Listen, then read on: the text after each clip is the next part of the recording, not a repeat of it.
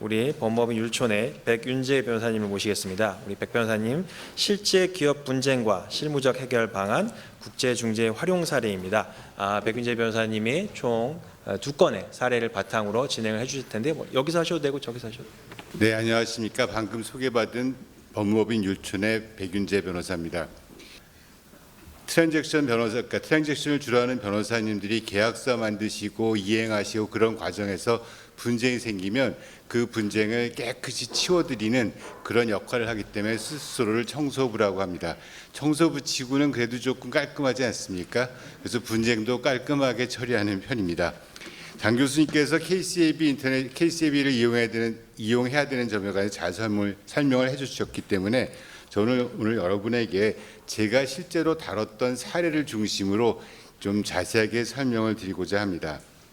그래서 첫 번째는 무역 분쟁, 두 번째는 건설 분쟁, 마지막으로 투자자 분쟁에 관해서 말씀을 드리고자 합니다. 분쟁의 종류는 다양합니다.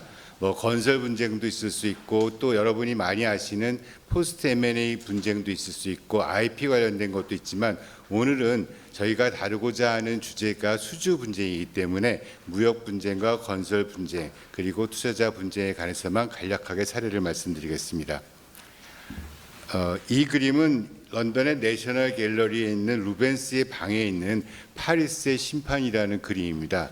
제가 이 그림을 앞에다 놓은 이유는 저희가 중재는 아까 장 교수님이 말씀하신 것처럼 법원에 의한 재판이 아닌 당사자 간의 합의에 의한 분쟁 해결을 말한다고 말씀하셨는데 이 그림이 나중에 한번 여러분이 찾아보시면 왜 제가 보여드렸는지 이해하실 수 있을 것입니다. 세 여신이 싸우는데 신들의 문제를 다루는 제우스가 판단을 하지 않고 당사자들이 임명한 파리스라는 목동이 이 분쟁을 해결합니다. 그래서 이 그림이 어떻게 보면 우리가 중재를 말할 때 여러 가지 의미를 함축할 수 있기 때문에 제가 첫 장으로 보여드렸습니다.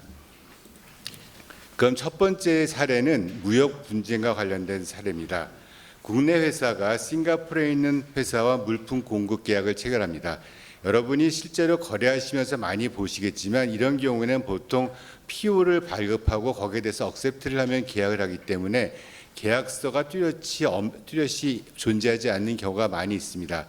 하지만 PO 아랫부분에 아주 작은 글씨로 분쟁이 생기면 어떻게 해결한다는 문구가 들어가 있는데 마침 다행스럽게도 이 계약서에는 그 PO가 왔다 갔다 한 PO 하단에 대한상사중재원의 국제중재 규칙에 따라서 분쟁을 해결한다고 되어 있었습니다. 그런데 선적 완료를 다 하고 하루 이틀 지연 문제가 생겨서 그 물건을 구매하는 구매자인 싱가포르 회사에게 신용장 기일을 일주일만 연장해 줄 것을 요구를 했더니 구매자인 싱가포르 회사는 이 제품의 국제 가격이 인하됨을 이유로 가격을 깎아줄 것을 요구했습니다. 그래서 한국 회사가 이를 거부하고 신용장을 유효기간만 연장해 달라고 선적을 개시했는데 싱가포르에 있는 B 회사는 자신들이 요구한 가격 인하 요구가 거부되자 물품 인수를 거부하고 신용장 유효기간도 연장해 주지 않았습니다. 자, 배는 떠났고 저희는 물건값을 받아야 되는데 신용장은 이미 익스파이어가 됐기 때문에 돈을 받을 수 없는 상황이 됐습니다. 그런데 이 물건은 싱가포르로 가는 물건도 아니라 인도에 가는 물건인데 여러분이 잘 아시는 것처럼 인도라는 곳이 그렇게 호락호락한 곳이 아니거든요. 인도 보세창고에 도착한 물건이 인도에서 통관을 거치고 보세창고에 들어가서 계속 보관을 되다 보니까 채손료뿐만 아니라 채화료도 엄청나게 발생을 하는 그런 상황까지 발생했습니다. 물건값은 아주 큰 금액은 아니고 200만 불입니다. 그런데 인도 현지에서 발생된 채손료나 채화료 등이 애초 분쟁 발생했을 당시에 200만 불이 넘어가고 있었습니다. 그래서 한국 기업은 이것을 수출보험으로 한번 해결을 해볼까 했더니 수출보험공사에서는 뭐가 근거가 있어야 보험금을 해주지 근거 없는데 어떻게 해주냐 이렇게 얘기를 해서 결국은 200만 불짜리 분쟁을 놓고 중재를 제기하게 됐습니다. 처음에 회사에서는 중재 비용이나 변호사 비용 등을 우려해서 중재 제기하는 것을 조금 꺼려했지만 저희가 돈을 벌려고 한 목적은 아니고 이기면 돈을 다 받아낼 수 있으니 중재로 가십시오라고 안내를 해드렸고, 그리고 싱가포르 현지에서 상대방 회사의 자산에 대해서 미리 보존 처분까지 취하도록 해놨습니다.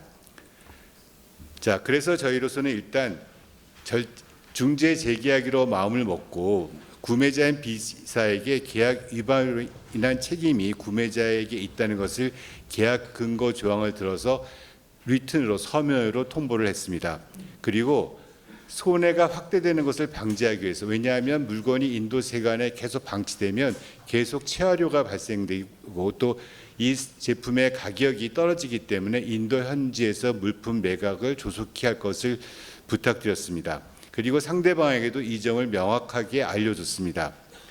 그런데 유감스럽게도 물건값이 200만 불인데 저희가 가격이 하락되다 보니까 물건을 85만 불 정도에 밖에 팔 수가 없었습니다. 그러니까 가격이 엄청나게 떨어진 거죠. 어떻게 보면 구매자인 싱가포르 회사의 심정이 이해가 안 되는 것은 아니지만, 그렇다고 저희가 그것까지 해결해 줄 수 있는 입장은 아니기 때문에 일단은 85만 불에 팔았습니다. 그리고 그때까지 발생된 체화료 등을 다 합하니까 한국 회사의 손해는 그 시점에서 750만 불에 달했습니다. 물건값 200만 불의 무역 거래에서 손해액이 750만 불까지 올라간 겁니다. 저희는 구매자인 B사의 인수 거부가 국제 가격 변동에 따른 마켓 클레임을 입증하기 위해서 해당 제품의 국제 가격 변동에 대한 서베이 리포트를 외국의 회계법인과 같이 작성을 했고, 그리고 KCAB의 중재를 신청을 했습니다. 이 중재 신청을 하고 난 뒤에 중재인을 누구로 선임할 것인가가 문제가 됐는데, 당연히 신용장 기일도 연장해 주지 않았고 물건을 인수하지 않았던 싱가포르 측에서 중재인 선정에 동의해 줄 리가 없었죠.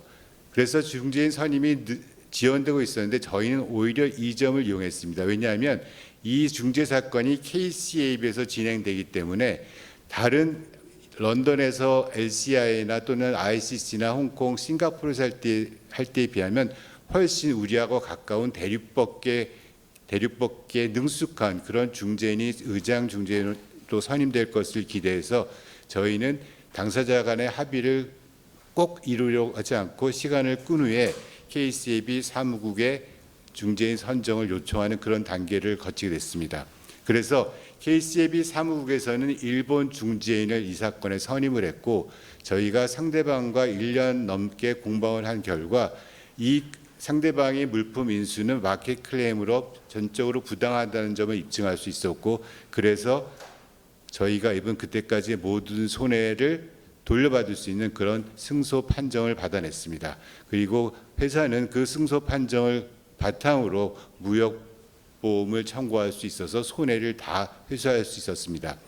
이 케이스는 여러분들이 KCAB 중재를 이용할 경우에 보다 현명하고 또 보다 빠르게 또 여러분에게 유리하게 어떤 편견에 의한 것이 아니라 KCAB 기관이 갖고 있는 장점을 활용할 수 있다는 그런 점을 보여줄 수 있는 사례이기 때문에 여러분에게 말씀을 드리는 것입니다.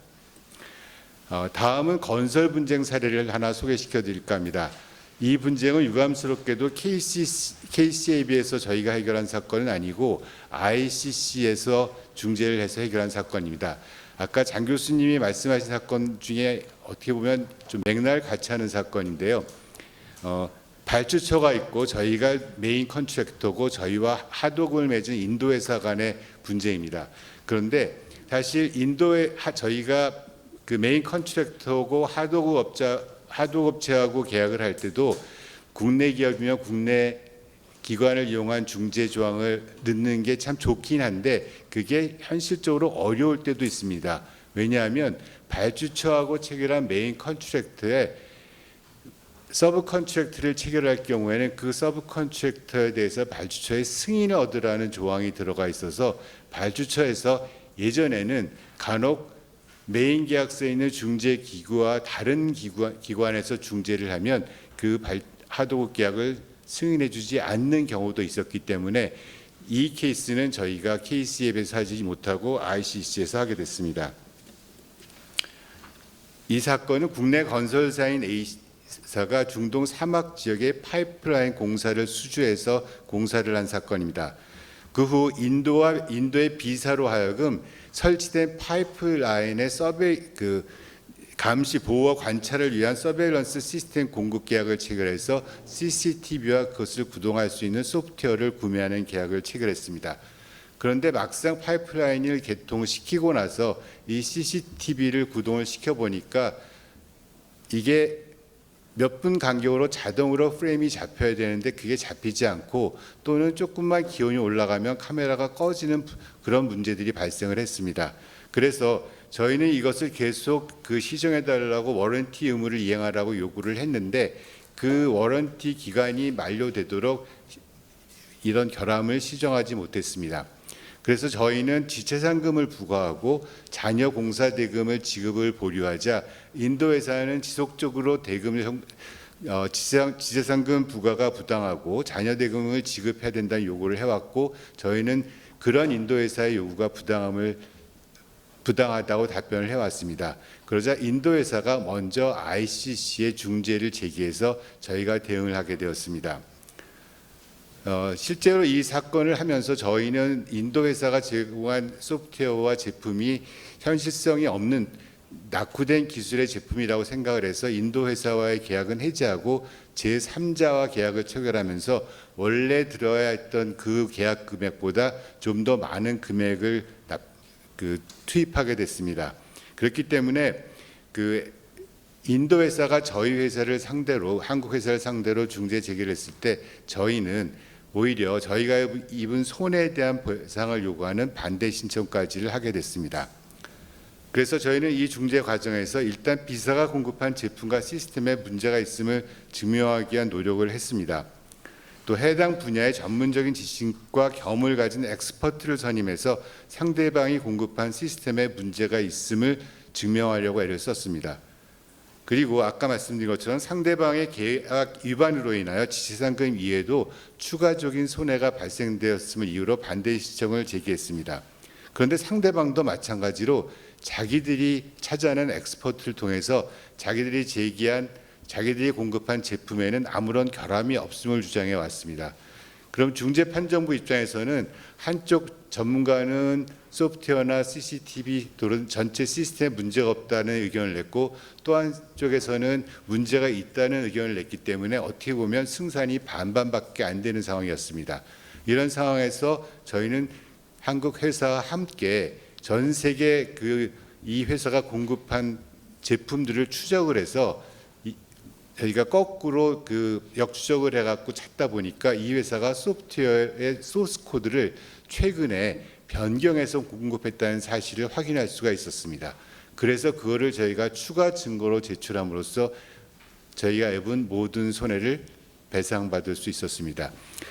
이 사건은 여러분에게 어떤 점을 시사하냐면 분쟁이 생겼을 때 중재로 진행함에 있어서 여러분이 갖고 있는 지식 그리고 여러분을 도와주는 변호사의 전폭적인 지원 그리고 기술적인 지원까지 있어야지만 여러분이 분쟁을 해결할 수 있는 그런 실질적인 사례를 보여드리는 것이라고 하겠습니다.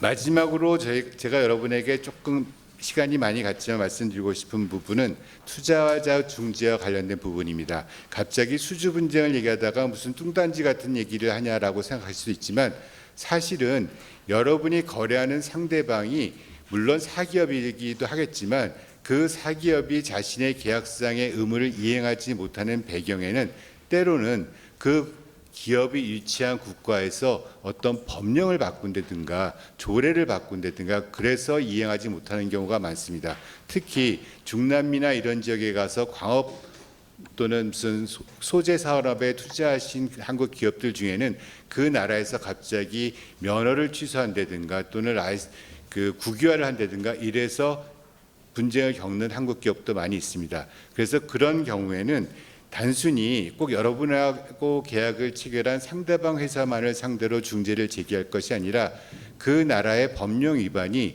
혹시 대한민국과 그 나라 간에 체결된 투자 협정에 위반되는 것은 아닌지 그 부분도 면밀히 살피셔서 그런 투자 협정 위반에 따른 ISDS를 제기하신다면 그 부분도 여러분의 회사를 보호할 수 있는 좋은 방안이 될 수 있을 것 같습니다. 경청해 주셔서 감사합니다.